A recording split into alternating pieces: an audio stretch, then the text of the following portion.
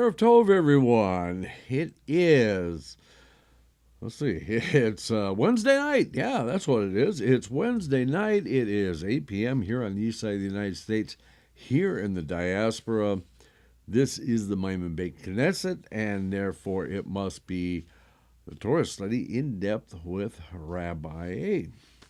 Good to have you here tonight. Let's see who we have in the chat room so far. We have Donald, of course. We have Donald. And Richard has joined us. So, and let's see, who we got watching? And nobody in the background yet. But they usually are. And people will be joining as we go along. So, we have been doing our in-depth study of the Sefer Shemot. We've just finished Terumah. Tonight we will begin Tetzaveh, which is the, that's only 4 parshot left for the Sefer Shemot, and then we will move on to the next one. Okay, Marshall has joined us. Good to see you, Marsh, of course. The blinking. I noticed that when I was watching the replay from last night's show, and I have a cataract, and it just kind of when I get tired, it kind of tends to mess with my vision, and I have a terrible habit of blinking my eyes trying to get them straightened out so I can read. It's nothing. It's not a big deal. We're going to get the cataract taken care of, but in the meantime, I guess you're just going to have to deal with it, just as I'm going to have to deal with it. Okay, so I hope it doesn't become too much of a distraction. Hopefully it doesn't happen that much. Okay, so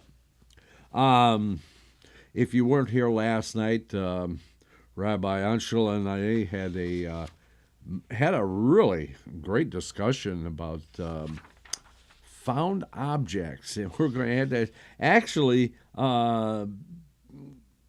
continue on with that discussion next Tuesday, and it was actually quite fascinating. So if you didn't get a chance to see it, go back into the recordings and watch the rabbis discuss from February 8th, and see what we're talking about and get caught up for next week. Okay, so Steve has joined us. Good to see you, Steve. And let's see who else. Okay, so far. Okay, so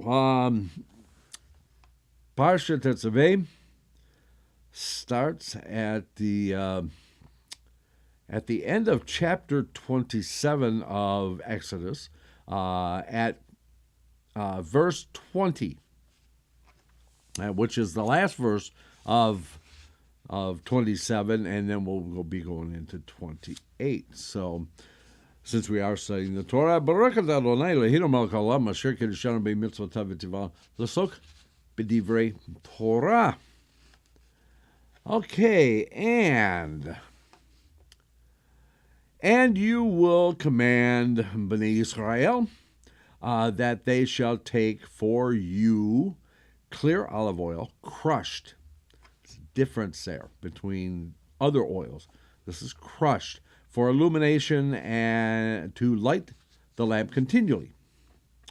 Rashi goes on to say about this, and you will command, and so on, and clear, which he goes on to say, without sediments. As we, typically when you crush something, there is typically some sediments, but they're actually saying that this has to be without sediments. As we learned in Tractate Milchot, he leaves it to ripen at the top of the olive tree. Okay, so this first oil that is used, because the olives are actually processed several times. Okay, so the first one is the crushing, which is that, I guess you would consider it the extra virgin olive oil. After that, then it gets pressed, and it's used for other things. And the crushed, the ones that are specifically, and this kind of goes back to Hanukkah, okay? The ones that are specifically used for the menorah come from the top of the olive tree. Okay, Rashi goes on to say, crushed, that is the olives. Well, of course. He would crush the olives in a mortar, and he would not grind them in a mill, so that there should be no sediments in the oil. After he extracts the first drop of oil, he puts the oil into a mill and grinds them. The second oil is unfit for the use in the menorah, but it is fit for the meal offering. As it says, crushed for illumination, which implies that the olives are necessarily crushed for the menorah, but not necessarily crushed for the meal offering. I think altogether there is the crushing, the milling, and then the pressing. Okay.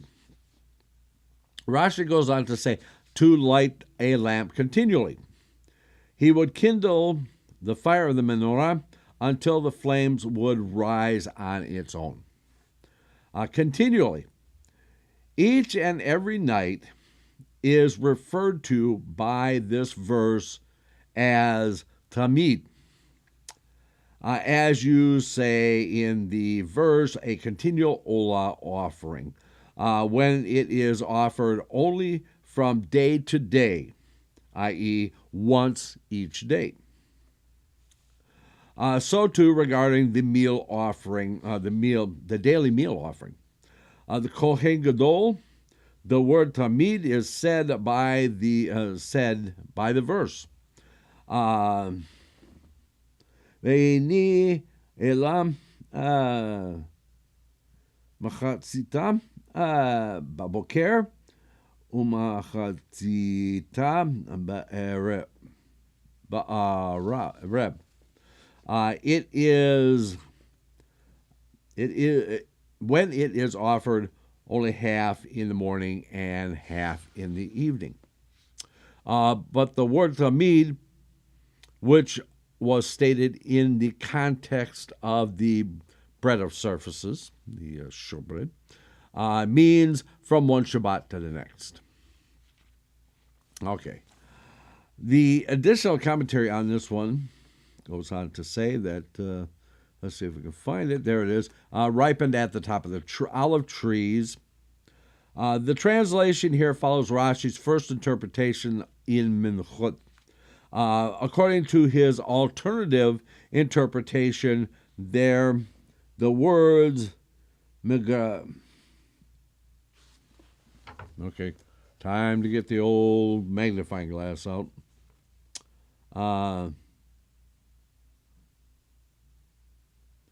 Megargaru means he harvests the ripened olives. It is not enough that the oil not have sediments at the time of the use in the menorah. It must be oil which never had sediments in it. The Mishnah in Minchot explains that the olive tree is harvested 3 times a year. The first harvest is for the earliest ripening olives at the top of the tree. The second is for the olives on the middle branches, which ripen later. Finally, a third harvest is for the fruit of the lower branches that never receives full sunlight, and so do not ripen until after they've been harvested and left to stand packed tightly together in a vessel. Olive is extracted from the olives for each harvest, through 3 consecutive methods. First, they are crushed in a mortar. Then they are pressed with a beam. Finally, they are ground with millstones. The Mishnah, which basically I refer to as being pressed. The Mishnah that Rashi refers to says that only the oil extracted from each of the three harvests by crushing the olives in a mortar is fit for use for the menorah. Okay, moving on. Crushed, that is the olives. The additional commentary says, a simple reading of the verse yields crushed olive, a logical impossibility. Therefore, crushed must refer to the olives. Fair enough. Okay. And then this whole, which implies that the olives are necessarily crushed for the menorah, but not necessarily crushed for the meal offering. The additional commentary says from Menachot, folio 86a, since the verse says to light a lamp, the expression for illumination seems superfluous. Its presence implies that the requirement to extract the oil by crushing is limited to the oil used for illumination. Okay. To light the lamp continually with regard to until the flame would rise on its own. From Tractate Shabbat, folio 21a, since the verse uses literally to rise up rather than lahadlik, to kindle, says lahadlik ner shel Shabbat, as we say a Shabbat when we light the candles, to indicate that the Kohen must hold fire to the wick until the flame rises on its own. Okay. With regard to each and every night is referred to by the verse as Tamid. The further commentary on this says, Tamid here does not mean continually or constantly. For the menorah did not burn by day. It means continually. Oh, okay. So it does not mean continuously or constantly. And here it means continually. Okay, I guess. Okay, verse 21, which is the last verse of the chapter. In the tent of meeting outside the parochet, that is near the testimony, Aharon shall arrange it with his sons from evening until morning before Hashem as an eternal decree for their generations from the Bnei Israel.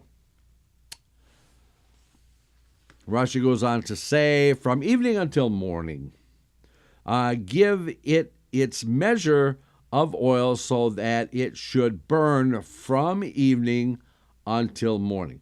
Okay, so that kind of begs the question, okay, now when we're talking about evening, are we talking about Shkia or are we talking about Zedachochavim? Because Shkia is when the sun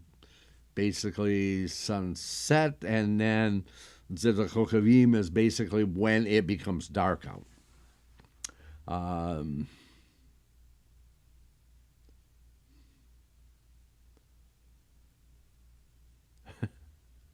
That's not a bad idea. Dallas says, I just bought a new magnifying glass at a store. This one has 3 LED lights. The lights really help to read small. That's not a bad idea. Simon has joined us. Good to have you, Simon. I'm going to check that out. Okay, so where was I? From evening until morning, give it its measure of oil. Oh, okay. So Rashi goes on to say, from evening until morning, give it its measure of oil so that it should burn from evening until morning. The sages estimate the measure at half a log for each light for the long winter nights of the month of Tevet. And the same measure was to be used for all the other nights. If there would be oil left over, it does not matter. Okay. So, further commentary on this one says that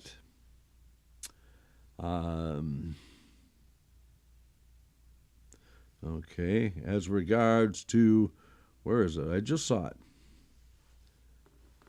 One shows to the next.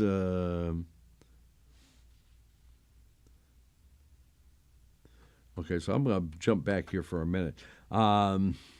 This whole thing about the bread of surfaces, which means from one Shabbat to the next.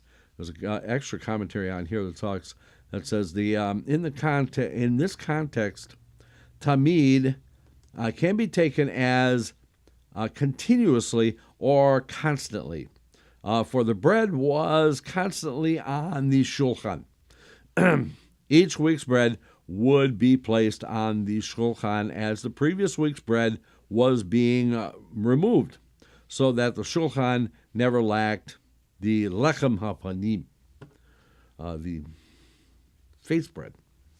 Okay. Let's see.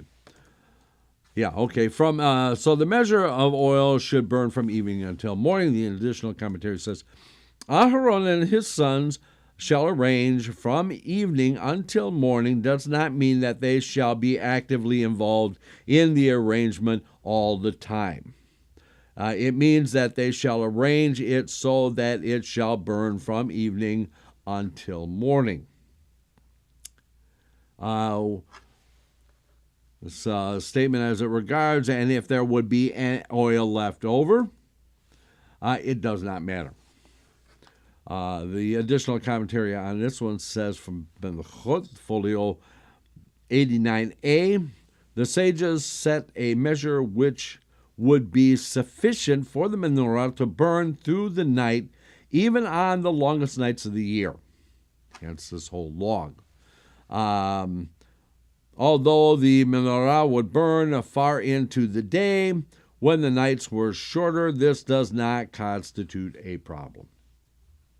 Okay, so from night until morning. So it doesn't mean that at the morning you actually have to extinguish it or anything like that. It just means continue letting it burn, even if it burns on in through the day. Okay. We're on to chapter 28, verse 1. And you bring near to yourself Aharon, your brother, and his sons with him from among Bnei Israel, so that he shall be a Kohen to me. Aharon, Nadav, Avihu, Elazar, and Itamar, the sons of Aharon. Okay, so obviously at this point, that Nadav and Avihu and Nadav, Avihu, Elazar, and Itamar are still with us at this point. Okay, so Rashi goes on to say, and you bring near to yourself after you will complete the work of the Mishkan. Okay, talking to Moshe Rabbeinu. Okay, further commentary on this one says, Moshe received the instructions before the Mishkan was built. They therefore could have been meant to be carried out immediately for the initiation of Aharon and his sons to the Kahuna, was not meant to take place until after the completion of the Mishkan, as we know from our readings before, that the investiture of Aharon and his sons did not happen until the Mishkan had actually been built, that Moshe Rabbeinu had put it up and taken it down 7 days, and that the Aharon and his sons had gone through that whole investment period. Okay. No commentary on verse 2, so we'll go from 2 to 3. Verse 2, you shall make garments of sanctity for Aharon your brother, for glory and for splendor. Verse 3, and you shall speak to each of the wise-hearted people whom I have invested with the spirit of wisdom, and they shall make the garments for Aharon to sanctify him, so that he shall be a Kohen to me. And that's 3. Okay.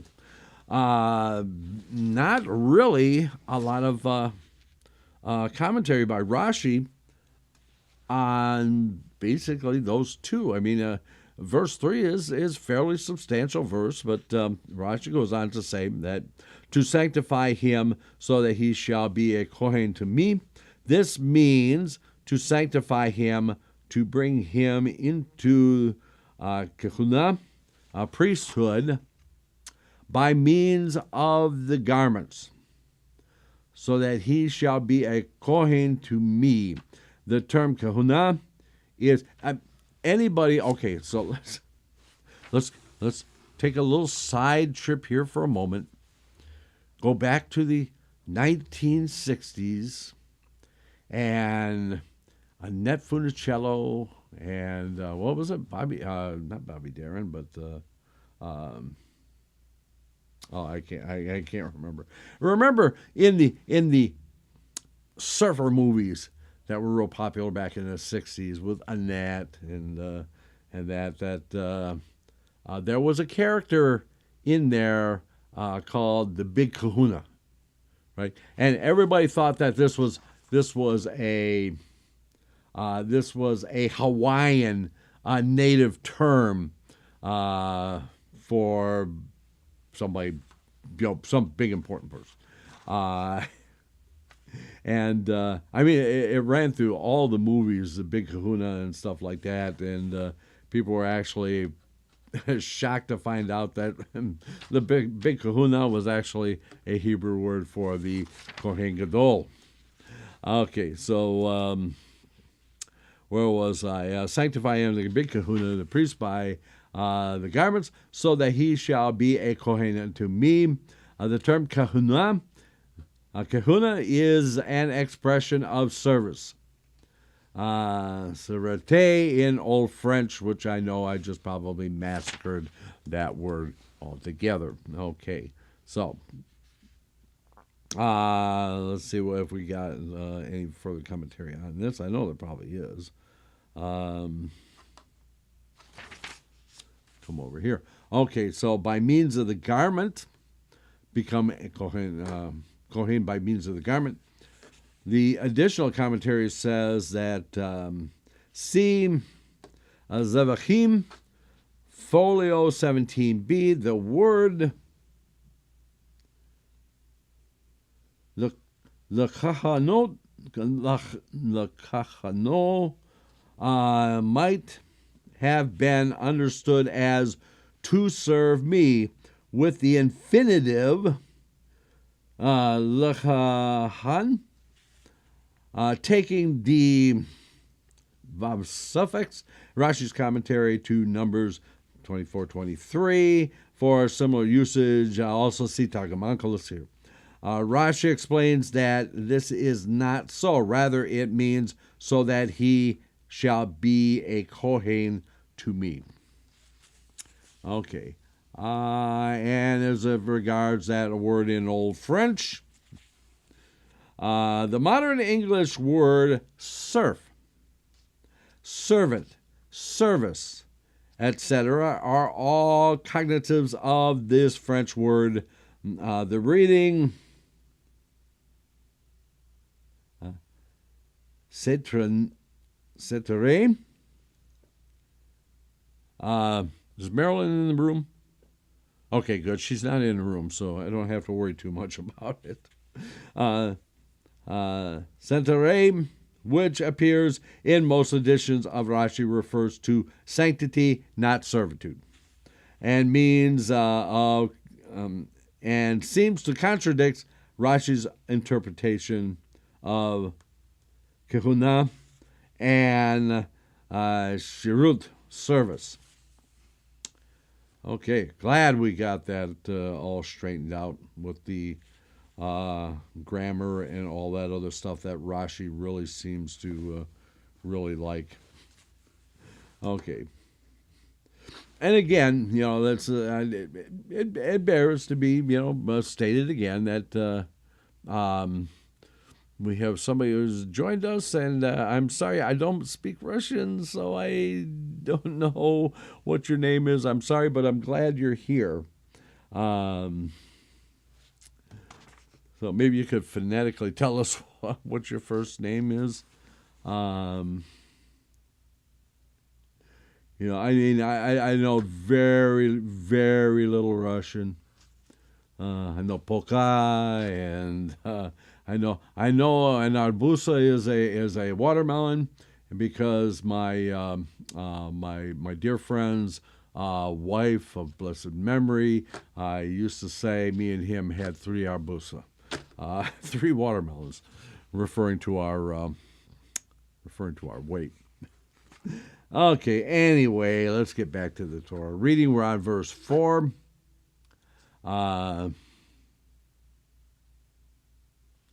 Which has a tremendous amount of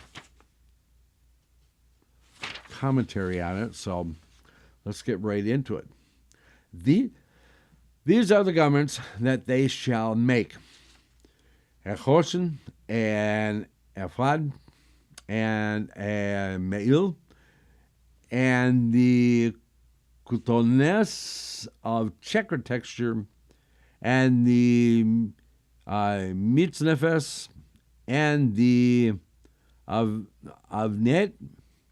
They shall make garments of the holy for Aharon, your brother, and for his sons, so that he shall be a Kohen to me.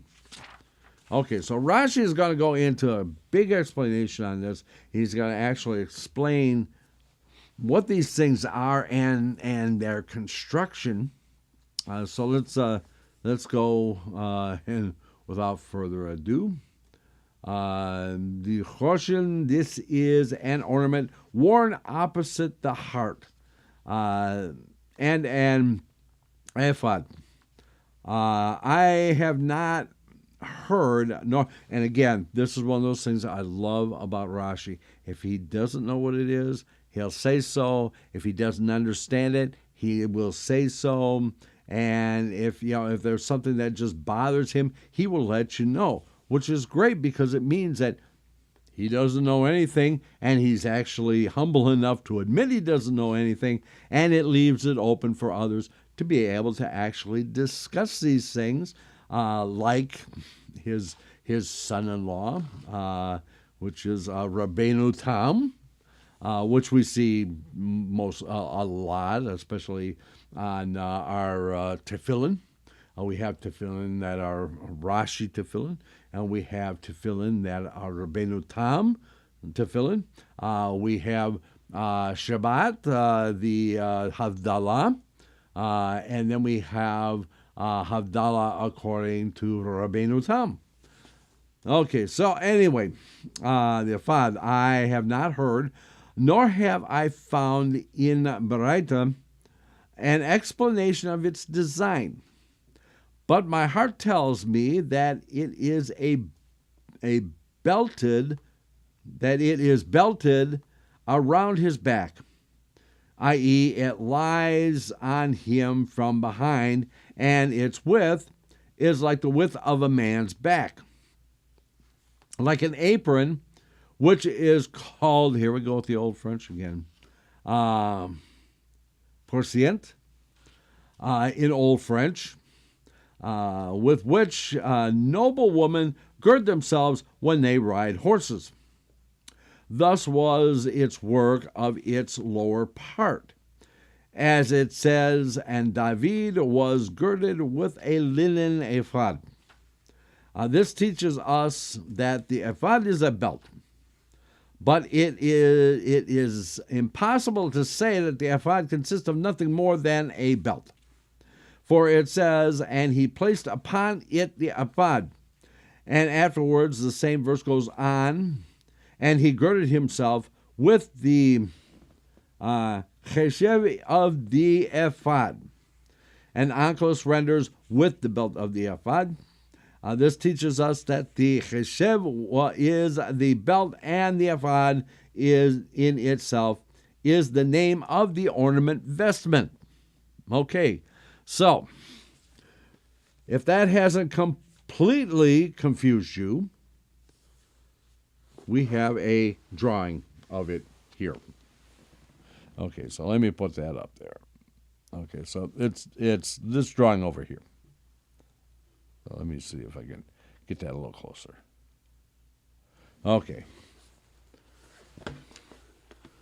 So we have the shoulder straps and the belt and the ephod itself. Okay. He goes on to say that he girded himself with the ephod. Okay. Likewise, it is impossible to say that it is called ephod merely because of its two shoulder straps. For it says two shoulder straps of the ephod. This teaches us that the ephod is a distinct noun, and the shoulder straps is a distinct noun, and the belt is a distinct noun. So each one of them are distinct and unique unto themselves, and then all together.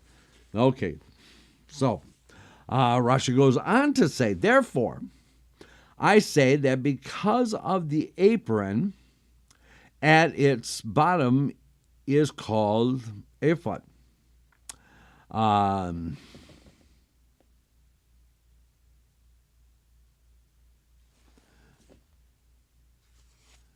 Yeah, I'm just looking at the Hebrew here.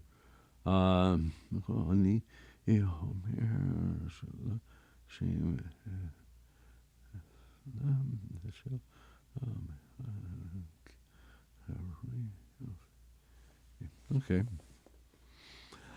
It's called ephod.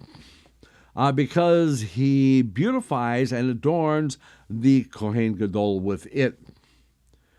As it says, and he beautified him with it. And the cheshev is the belt above the apron. And the shoulder straps were affixed to it, affixed to the belt. Okay. My heart tells me further that there is a proof that the ephod is a type of garment. For Yonasan ben Uziel translated, and David was belted with a linen ephod and a linen kardut. And he similarly translated robes of kardutin. In the incident of Tamar and the sister of Absalom, in the verse, for so would the virgin daughters of the king wear robes. And meil, it is a type of robe, as in the kutones. But the kutones was next to the wearer's flesh, while meil is the name of which the upper outer robe is called. Of checkered texture.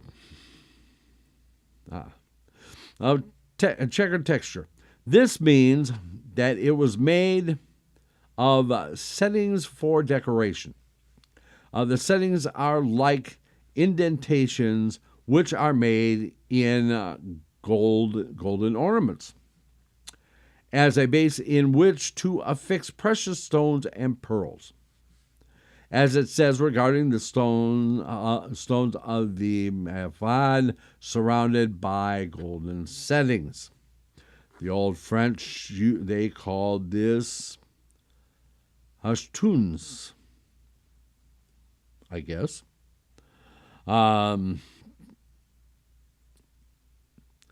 Mitznefes, mitznefet. A lot of this is basically, it's an Ashkenazic pronunciation.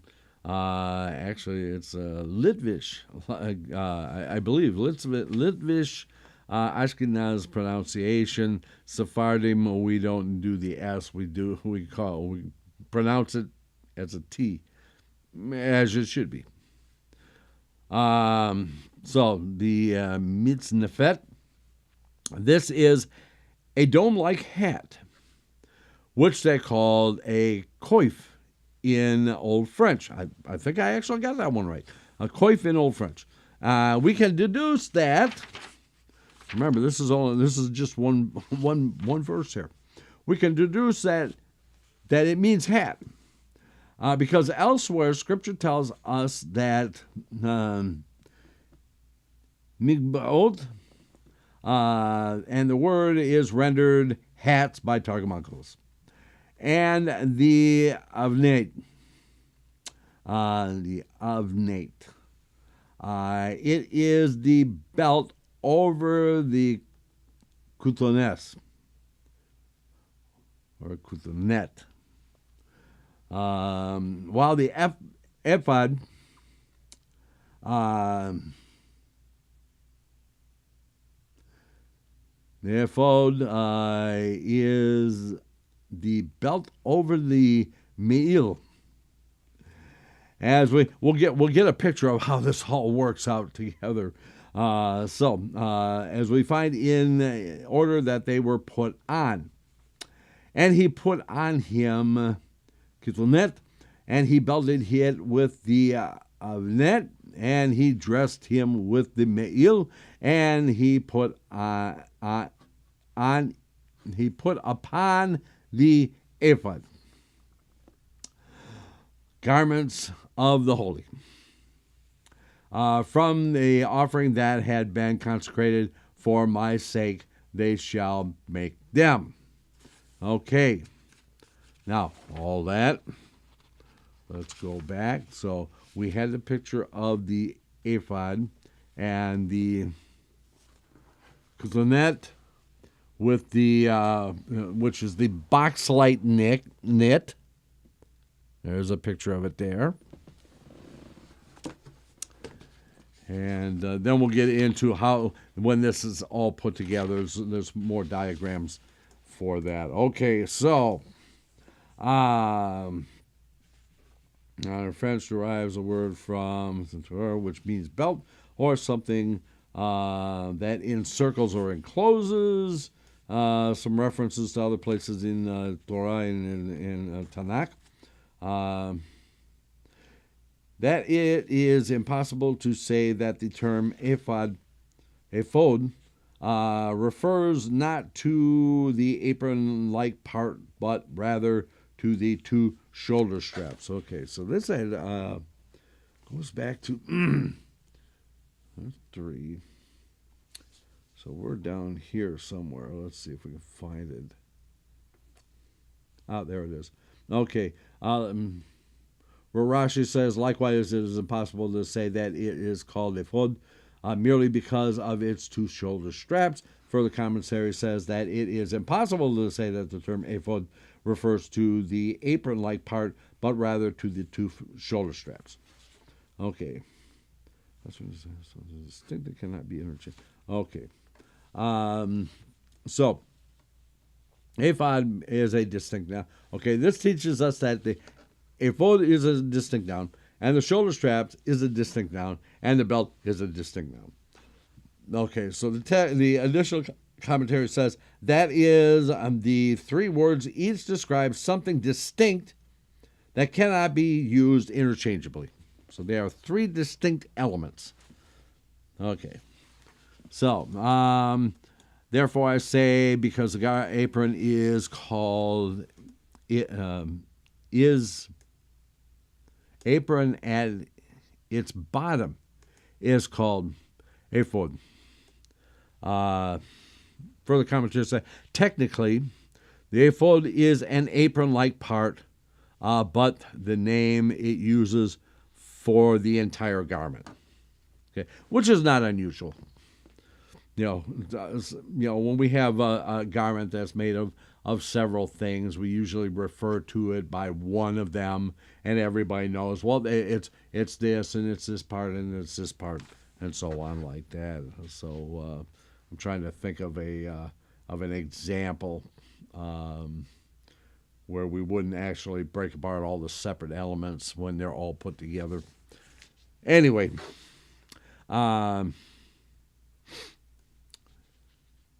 okay.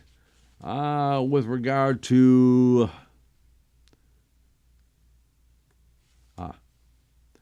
my heart tells me further that there is proof that the ephod is a type of garment. Further commentary says Scripture mentions the belt, the shoulder straps of the ephod explicitly, but not the apron, what Rashi speaks of. He brings a proof that the ephod is a full garment, including the apron, and not just an accessory or something composed only of a belt with shoulder straps. That with shoulder straps would be. Okay.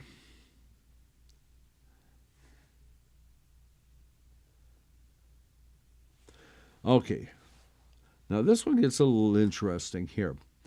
So, and not really because of what it's actually talking about. It says for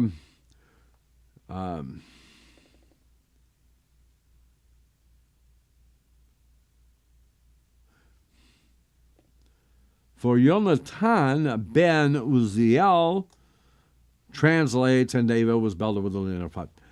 So, for Yonatan ben Uziel, the further commentary says, the Targum of the Torah was composed by Onkelos for Onkelos the proselyte, who had learned it from the Tanaim Rabbi Eliezer and Rabbi Yehoshua.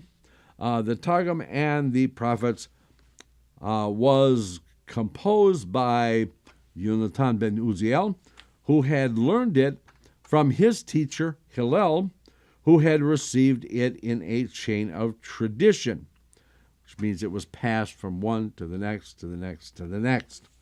From the last of the prophets, Haggai, Zechariah, and Malachi. Okay, so it's interesting that they put this in the further commentary. Onkelos the proselyte.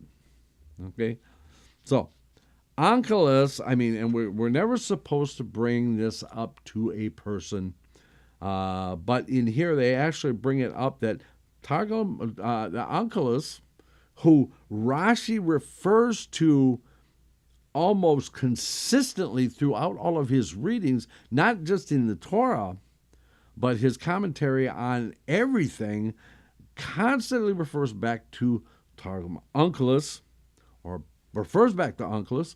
Onkelos was a proselyte, was a convert to Judaism. One of the great commentators on the Torah and on the Tanakh was a convert to Judaism. And again, according to Jewish law, you're never supposed to bring that up to a proselyte or anybody else in the converts area or range or anything like that. It is actually it's a terrible sin to actually do that.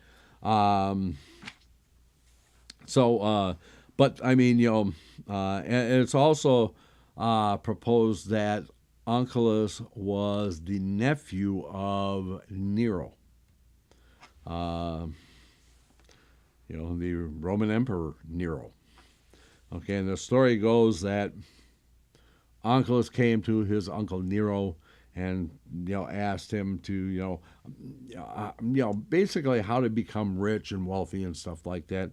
And Nero told him, you have to find something that doesn't have great value but has great potential to become extremely valuable.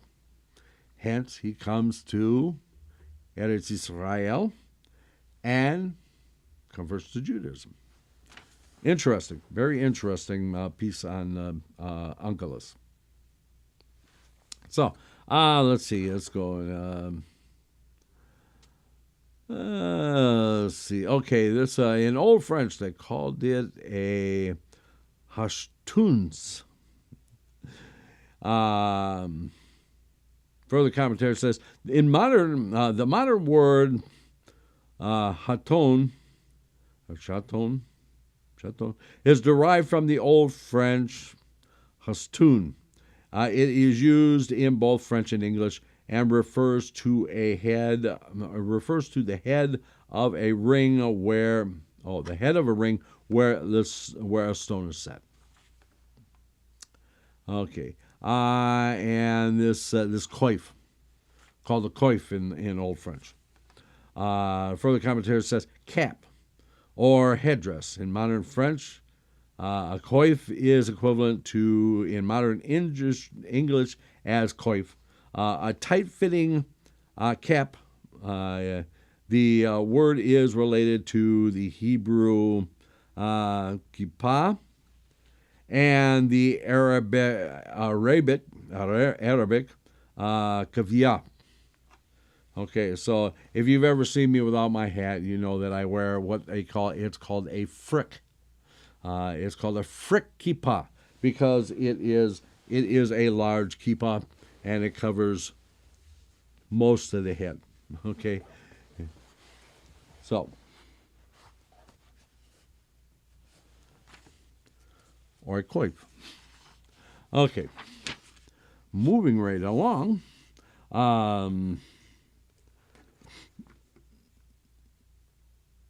Okay, so let's see. Okay, as it regards garments of the holy, from the offering that had been consecrated for my sake, shall they make them. The additional commentary says on this from Torah, Kohanim Acharei, chapter 1, verse 10. The preceding verse has already said that holy garments are to be made for Aharon. This seemingly superfluous phrase tells us that because there are no errors in the Torah. If we see something like this, it means that there's a lesson to be drawn, and it's up to us to figure out what that lesson is.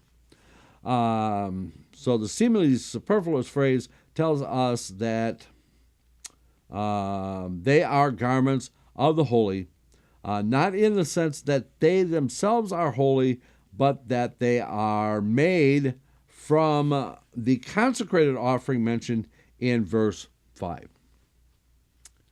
Okay, so now we go on to verse 5. They shall take the gold and the turquoise wool and the purple wool and the scarlet wool and the linen. Okay, Rashi goes on to say here that they shall take those of wise heart who will make the garment. Shall receive the gold and the turquoise wool from the donors to make the garments from them. Further commentary on this one says they does not refer to Aharon and his sons of the preceding verse, but to the wise-hearted of verse 3. Okay. Verse 6. And they shall make the ephod of gold, turquoise, wool, and purple wool. Again, tremendous amount of commentary on here. Scarlet wool and twisted linen, the work of an artist. Okay, very short verse, but a tremendous amount of commentary on it. Okay, so they shall make the ephod. If I were to come and to explain the manufacture of the ephod and the chosin according to the order of the verse, their explanation would be split into fragments, and would render, and the reader would err in combining them.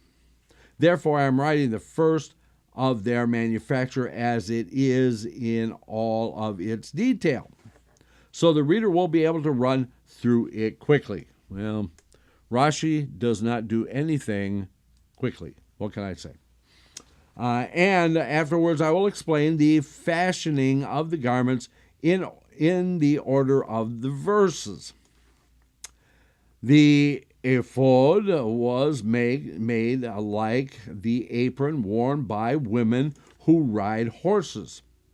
They would gird it from behind him, opposite his heart, below his elbows.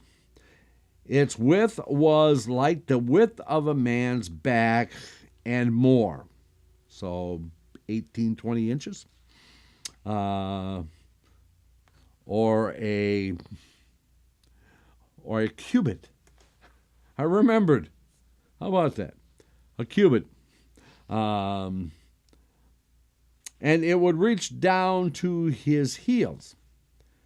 The cheshev its belt was connected to its top along its width by weaver's work, and it extended to either side beyond the apron-like part, to encompass and to gird the Kohen Gadol with it. These shoulder straps were attached to the cheshev, one to the right and one to the left, set apart from each other by the size of the Kohen Gadol's shoulders. At the Kohen's back, at the two ends of the width of the apron. When he would stand them straight, they would stand on his two shoulders, basically like my suspenders. Okay.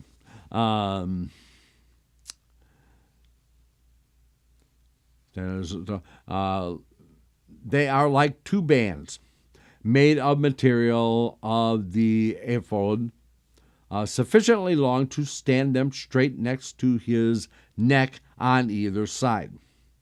And they were bent over in front of him to a bit below his shoulders.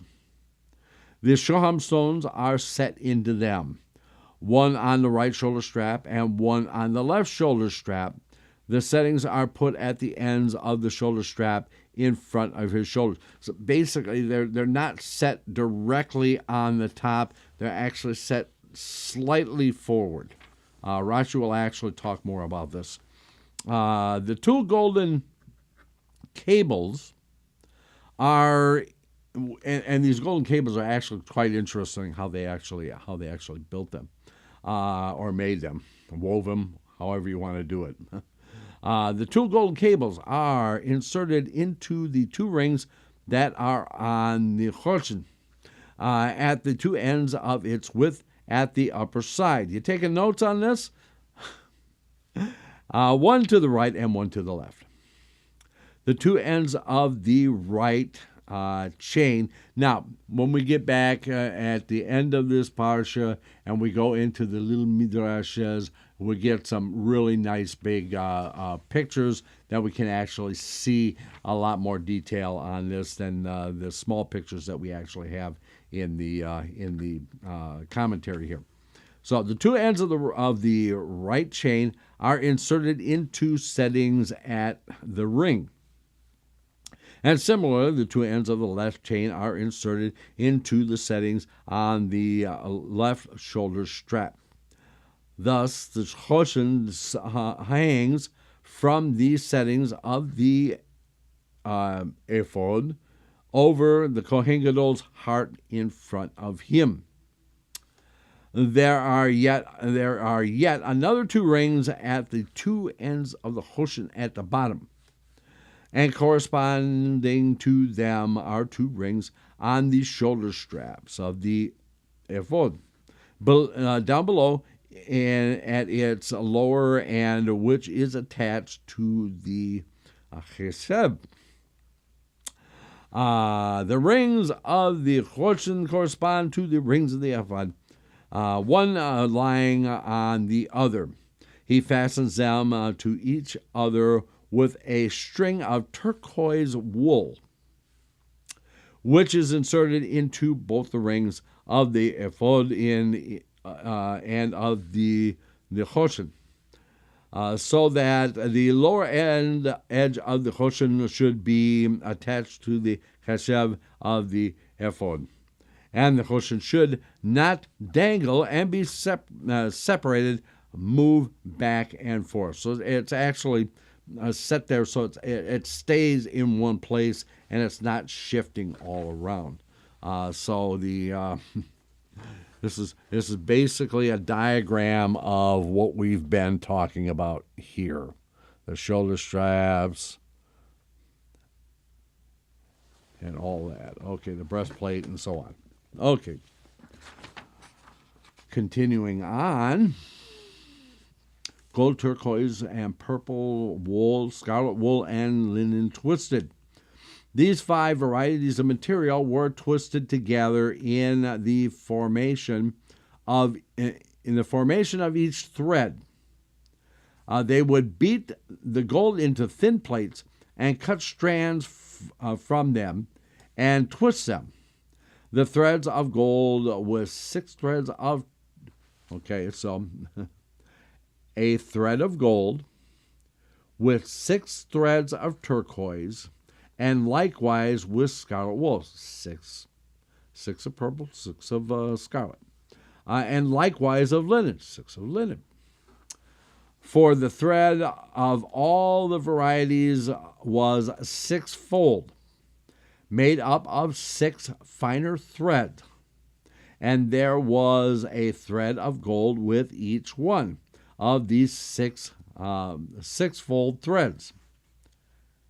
Afterwards, he would twist all 4 of them together as one, and thus their thread was 28-fold.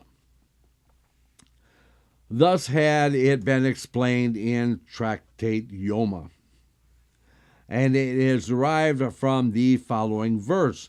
And they beat the plates of gold and cut threads to put the golden strands within the turquoise wool and within the purple wool, etc. We have thus learned that the thread of gold was intertwined with each variety of yarn, work of an artist. I have already explained, says Rashi, that this is the weaving of 2 surfaces, so that the images of the 2 sides are not like each other. Remember, we were talking about the Parochet had one image on front and a different image on the back, as opposed to what we typically see in a like a tapestry, where we have an image on one side, and then when you turn it over, it's basically a reverse of the image that was on the other side. Okay. So,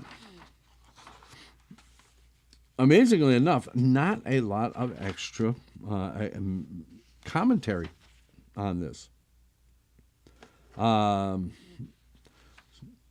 Basically, everything is just referring to other parts in the Torah, or other parts of the Tanakh, with the exception of, let me see if I can find the reference here.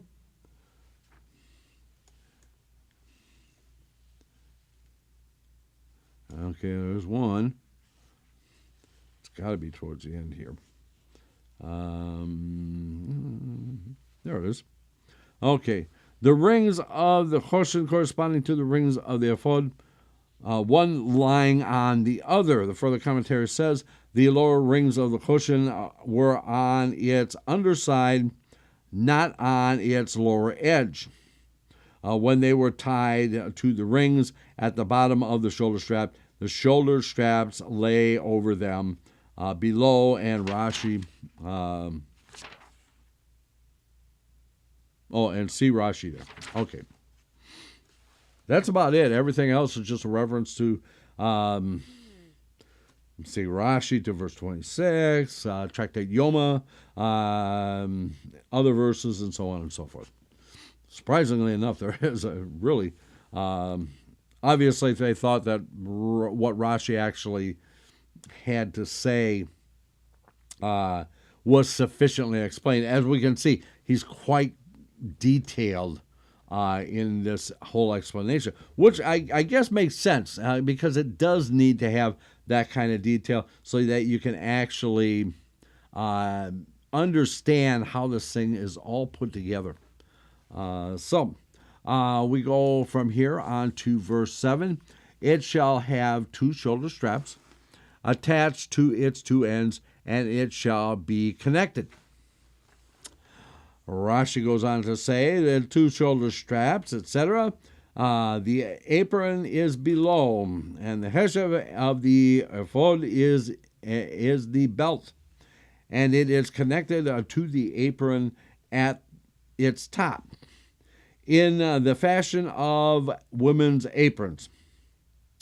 The Kohen's back.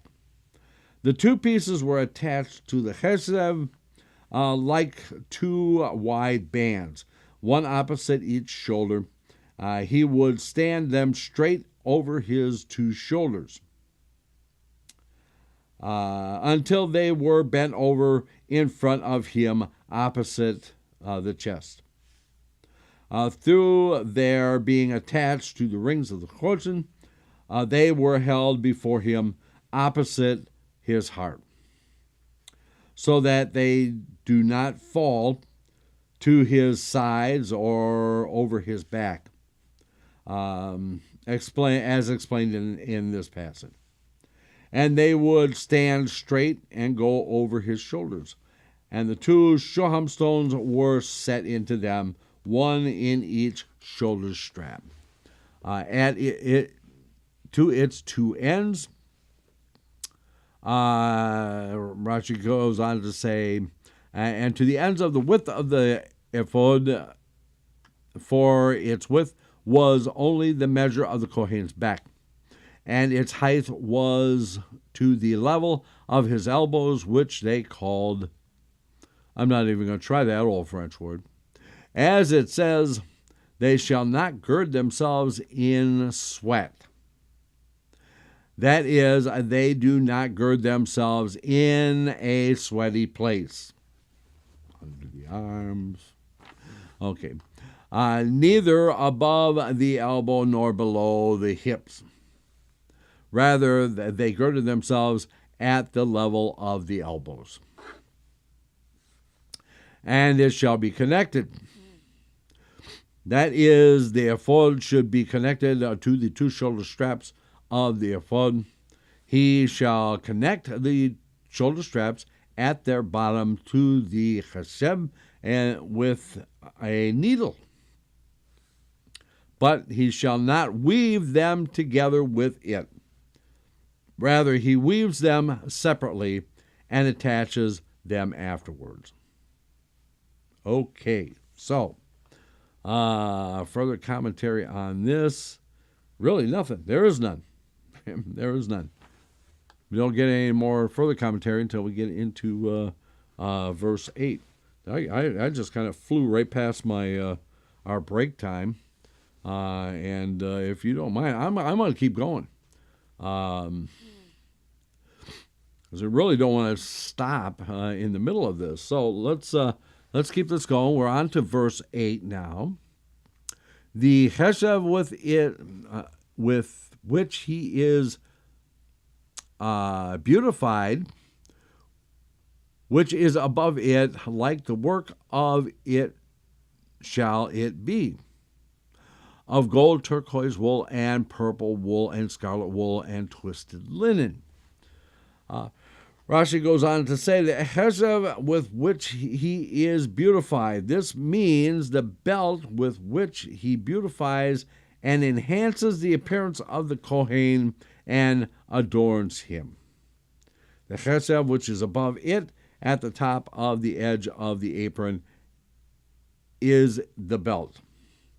Like its work, like the weaving of the apron, the work of an artist, of 5 varieties of material, so shall the weaving of the chesed be, the work of an artist, and of 5 varieties of materials.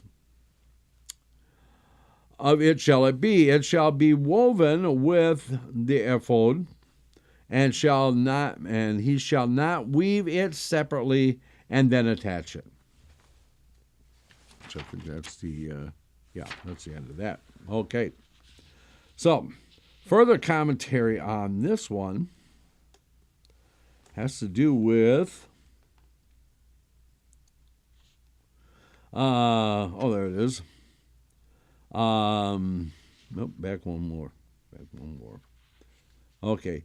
The Hesed which he is beautified. This means the belt with which he beautifies and enhances the appearance of the Kohen and adorns him. Further commentary says the word afudato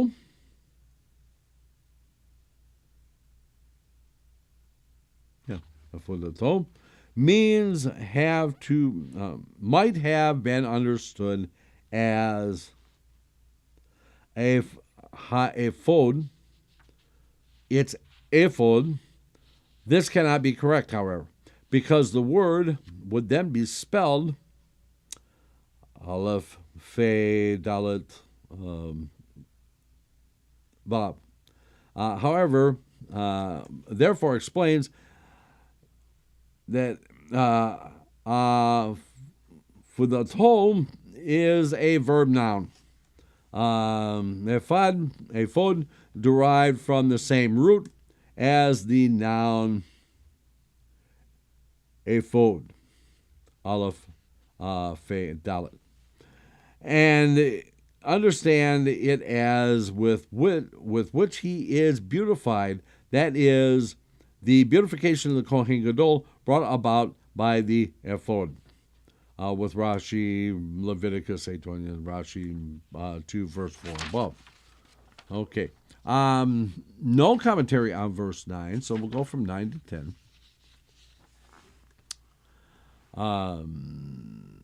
9. You shall take the 2 shoham stones and engrave upon them the names of the sons of Israel, 6 of their names on 1 stone, and the names of these 6 remaining ones on the 2nd stone according to their birth. Okay, so that's 9 and 10. Okay. Rashi goes on to say, according to their birth. This means in the order that they were born. Reuven, Shimon, Levi, Yehuda, Dan, Naphtali, upon 1 stone, and upon the 2nd stone, Gad, Asher, Yisachar, Zebulun, Yosef, and Benjamin, whose name Benjamin is spelled in its full spelling, with the letter Yud between the Mem and the final Nun. For it was written thus at the place of his birth. Thus were the 25 letters upon each stone. Something even I didn't know. I didn't know there were 25 letters upon each stone. Interesting. Okay. Further commentary on this one says, hold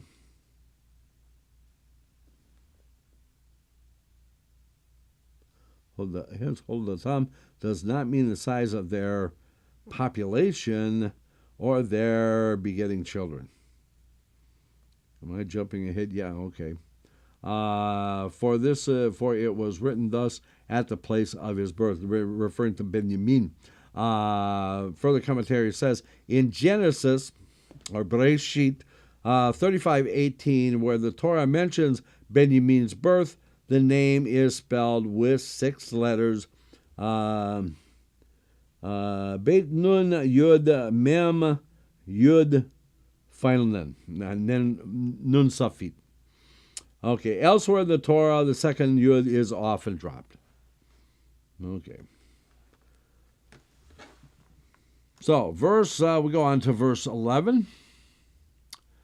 The work of a lapidary, somebody who works with stones, like the engraving of a signet, shall you engrave the 2 stones with the names of the sons of Israel, surrounded by golden settings, shall you make them.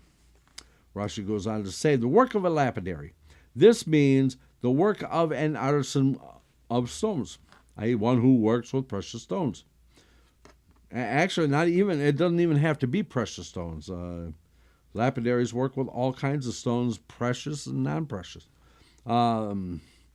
This word, harash, is in the construct state, connected to the word that follows it. Therefore, it is vowelized with a patak at its end, i.e., under the resh.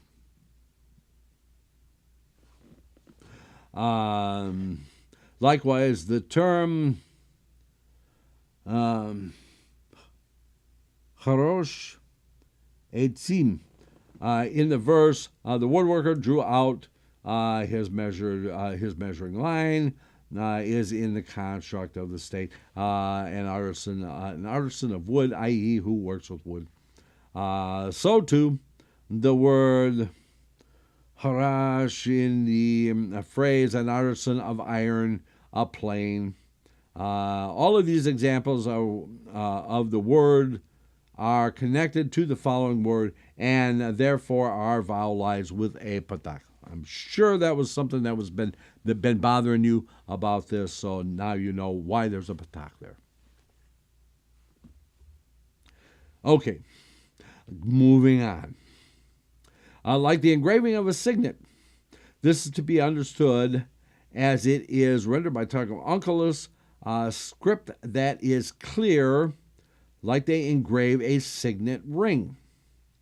The letters are engraved into the stone, like they engrave the signets of rings, which are made to seal letters, a legible and clear script. With the names, although the phrase usually means on the names, here it is to be understood as with the names. Surrounded by gold settings. These stones are encircled in gold settings. He would make the base for the stone in gold, sort of a sort of indentation to fit the dimension of the stone, and he would imbibe it in the setting. Thus, the setting surrounded the stone completely, and he is attached the settings into the shoulder straps of the ephod. Now, some of the other settings are set differently. Okay, so these settings completely surround the stone, the back and up the sides.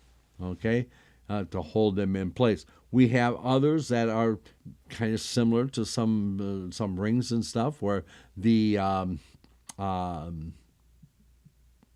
like we see in certain diamond rings and stuff like that, where you want that light to be able to reflect through, where it encircles the stone, but the back is open. Okay, so some of the stones are set fully enclosed, and some of them are set with the back open, so that for whatever reason it is. Okay, so where was it? Here's a piece of stone. Okay, so really not a lot of further commentary. Here we go. The stones, with regards to the stones, are encircled in gold settings. Further commentary says Surrounding the stones could be interpreted as saying the stones were attached directly to the shoulder straps of the ephod, and there were a number of settings put around them. Rashi explains that each stone was put into a setting, a single setting. Number 2, is that, it goes to the next verse, doesn't it? Yes, it does. Okay. Verse 12. You shall place the 2 stones on the shoulder straps of the ephod, remembrance stones for Bnei Yisrael, and Aharon shall carry their names before Hashem on both his shoulders as a remembrance. Hence why they were offset. They weren't sitting directly on the top of the shoulders. They were set slightly forward.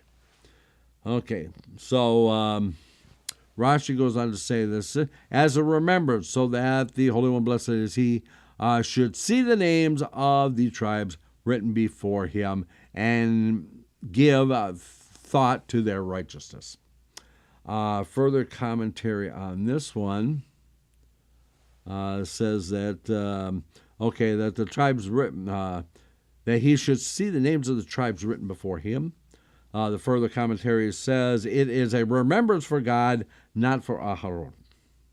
And then it goes on to say, and to give through thought to their righteousness. Further commentary says, Shemot Rabbah 38:8. The names of the tribes cannot be the subject of the remembrance. Remembrance refers to something which is not presently visible. The names of the tribes can be seen. They do not have the remembrance. Rather, by seeing the names of the tribes, God gives thought to their righteousness, to the tribes' righteousness. Simcha has joined us. Good to see you, Simcha. Okay. We are on Parsha Tetzaveh, chapter 28, and we are just going into verse 13. Okay. Verse 13, you shall make golden settings. That's it. You shall make golden settings, period. You wouldn't think that it would need a lot of commentary. However, Rashi goes on to say, you shall make settings. The minimum number of settings in the plural is 2. At this point in this passage, the Torah explains to you only part of what they were needed for. In this passage dealing with the Choshen, the Torah completes the explanation of the settings for you. Okay. Further commentary on this? I don't think there actually is any further commentary on this. No, there is not. Okay. So, chapter 4, or verse 14. And 2 chains of pure gold. At the edge you will make them a cable work, and you will put the chains of cable on the settings. Okay. This cable work always fascinated me. It just amazes me that they actually did this. It's not something that you would automatically think of. Okay, so let's go on and see what Rashi has to say about this. Chains of pure gold. The word sharshorot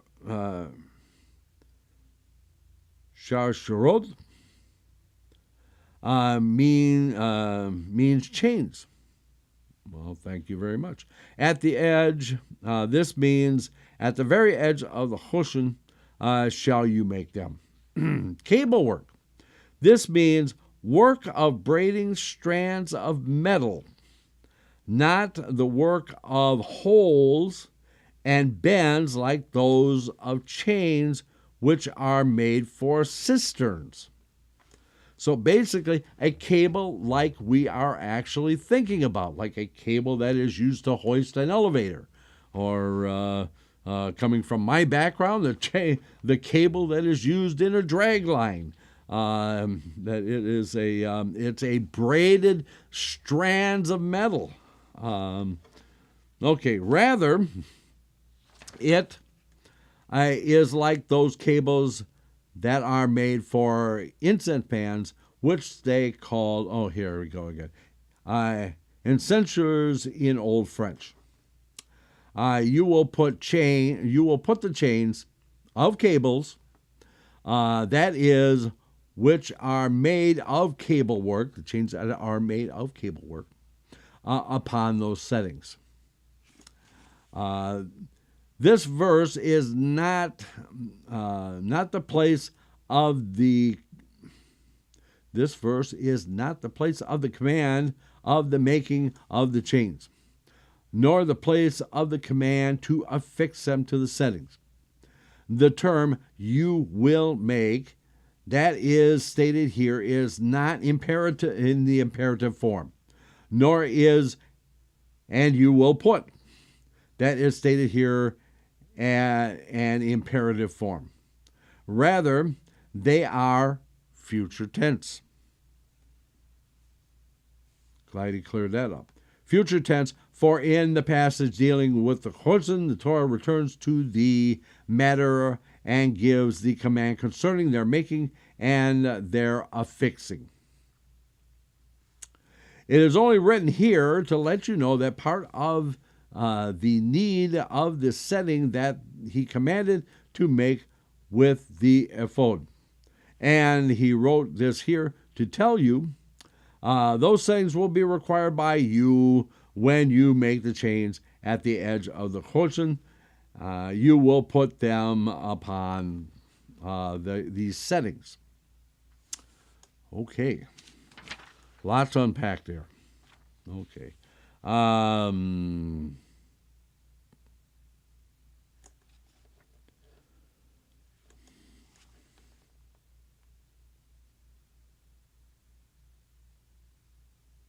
Okay. With regard to, not the work of holes and bends like those chains that are made for cisterns. The additional commentary here says that is link chains used in drawing water. The links are made by inserting a length of metal into the last link of the chain and bending it into a closed loop. Rashi's holes and bends refers to this process. Let's see.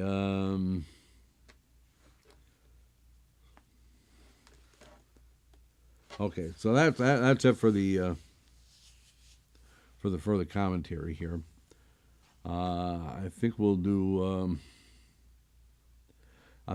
verse 15, and we'll stop there because we're going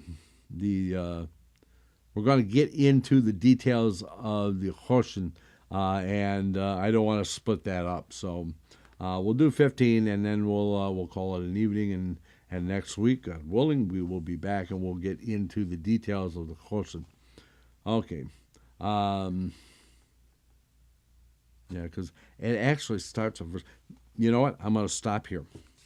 I don't want to split this up because it's important that we read them together. So we are going to stop here.